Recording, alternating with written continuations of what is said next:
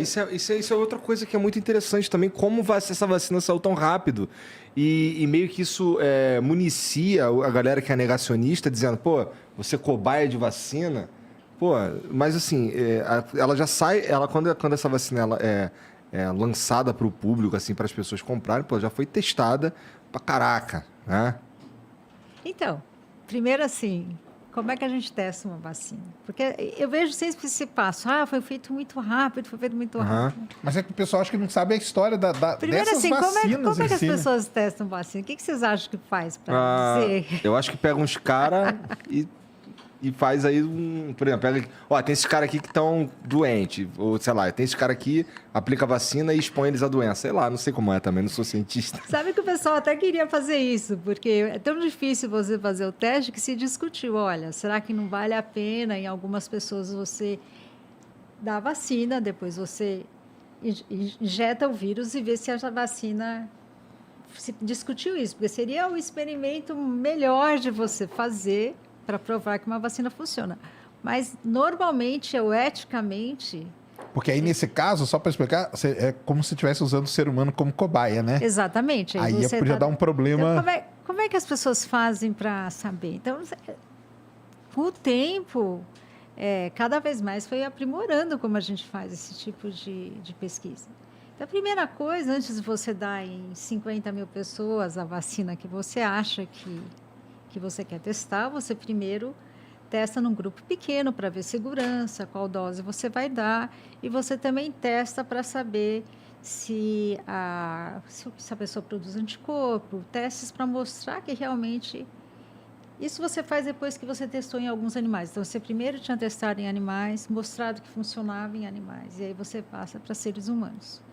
Agora, se fosse um processo normal, se não tivesse essa necessidade, todo esse problema grave de milhares de pessoas se infectando, você faz a fase 1, aí você analisa os dados, aí você pensa, não, vamos ir para a fase 2, aí você testa um número maior, aí você vai, tá bom, discute, solicita todas as autorizações e faz a fase 3. Então, a fase 3 é quando você realmente vai ver se funciona. Como é que você faz isso? Você pega um grupo de pessoas, você randomiza, ou seja, sorteia. Para um grupo você vai dar vacina e para outro você vai dar um placebo. A pessoa que está olhando essas pessoas não sabe o que tomou, só uma pessoa sabe. Então, está totalmente cego, você não sabe quem tomou uma coisa ou outra. E depois você vai ver a frequência, você vai ver quanto o grupo que toma a vacina teve infecção e quanto o grupo que não toma a vacina se infectou. E isso demora. E o número de pessoas vai dizer quão rápido você vai ter essa resposta. A resposta vai acontecer se as pessoas se infectarem. Sim. Né? Então, se não tiver... Então, por exemplo... E também você faz cálculos estatísticos. Você pode chegar a números... Se você for usar um número menor, vai demorar mais tempo para você chegar, se não estiver tendo muitos casos. Então, isso é que demora. Então, se você tem bastante recurso e você não tem medo do recurso que você vai perder, você faz a primeira e a segunda fase, já manda produzir, independente de você saber o resultado, você já está produzindo a vacina em larga escala. Você já está falando e fazendo todas as documentações para os seus grupos, FDA, Anvisa. Você mostra o que está fazendo no decorrer do tempo. Terminou, analisou, já manda tudo direto. Eles aprovaram, você já começa a fase 3. Então, o que encurtou foram os períodos entre as fases. E também você fez fases mais robustas, com um número bem grande de pessoas, para você poder chegar à conclusão o mais rápido possível. Entendi. Então, Isso aí é legal esclarecer, porque o pessoal... Então, o que fez foi que tinha muito dinheiro, né? Tem muito dinheiro, todo mundo por causa da urgência, todo mundo querendo fazer. As agências também mudam o seu comportamento e fazem mais rápido. Uma coisa que uma agência ia demorar 6 meses para decidir, ela decide rapidamente, porque existe uma pressão e uma necessidade da resposta. Eu, por exemplo, fui cobaia, então, da Janssen, na época, entrei nesse protocolo. E o início, eles iam testar 60 mil pessoas. Isso é incomum para esse tipo de coisa. É, assim, tão rápido no tempo que fizeram, em 2 meses eles conseguiram recrutar todo mundo em 4, 5 países. Como é que é feito esse recrutamento? E aí, de repente, eles conseguiram, quando começou a aumentar o número de casos, aí eles viram que podiam fazer com 30 mil. Então, assim, o mundo inteiro. E aí, a dificuldade é enorme. Imagina você saber... Você tem que medir muito bem quem teve ou não Covid. Então, não é fácil seguir 30 mil pessoas e todo dia você saber se ela teve Covid ou não. E depois, se teve, comprovar com testes, porque tem uma série. Então, os protocolos eram muito difíceis, tiveram que ser colocados de forma muito rápida.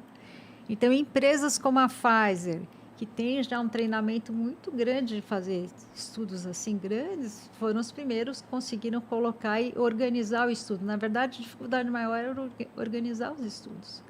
A China estava desenvolvendo vacinas, mas não tinha onde testar, porque eles já não estavam tendo mais caso.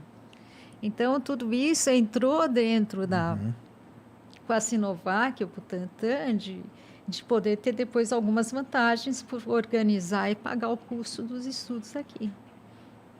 Então, é bem difícil organizar, mas com uma quantidade maior de recursos, você faz isso mais rápido. Então, essa ideia de que não foi testado, seguiu todo o protocolo. Todo o protocolo. Várias vezes se parava os estudos, como se faz mesmo. Acha que tem um motivo para parar, analisa e depois você... Não teve diferença. O que teve é que acabou a terceira, mostrou que funcionava. Não é que aí você vai produzir a vacina. A vacina já foi sendo produzida, distribuída para você começar a fazer. Se não funcionasse... Era dinheiro perdido, mas ninguém lá estava preocupado em perder esse dinheiro naquele momento. E algumas empresas não conseguiram chegar, se no fim a dela parou no meio. Então, não foi...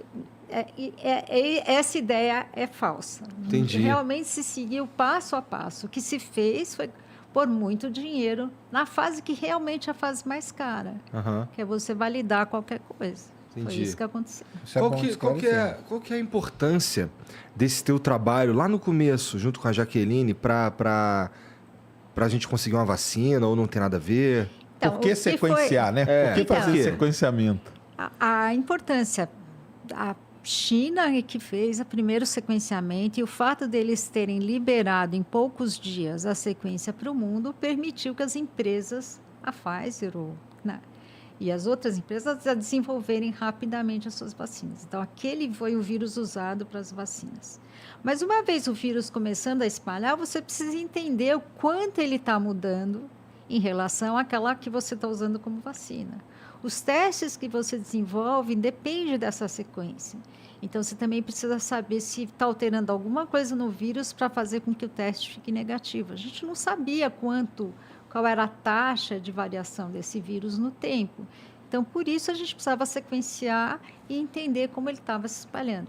Na verdade, esse é o primeiro vírus que entra na população humana e que a gente consegue, em tanto detalhe, entender a diversidade dele. Então, na época, assim, eu acho que a gente estava com essa... o projeto nosso é tentar entender os vírus, como eles dispersam e como isso acontece, e várias questões mais diretas com a evolução viral, que aí fica um pouco mais na técnica. Mas essa é uma questão, você tem sempre que fazer isso no começo da epidemia rápido e encaminhar o dado rapidamente. Na verdade, o vírus que a gente fez foi um dos primeiros da Itália. A Itália não conseguiu fazer rápido, porque a pessoa tinha se infectado na Itália. Então, deu essa noção para quem está estudando evolução.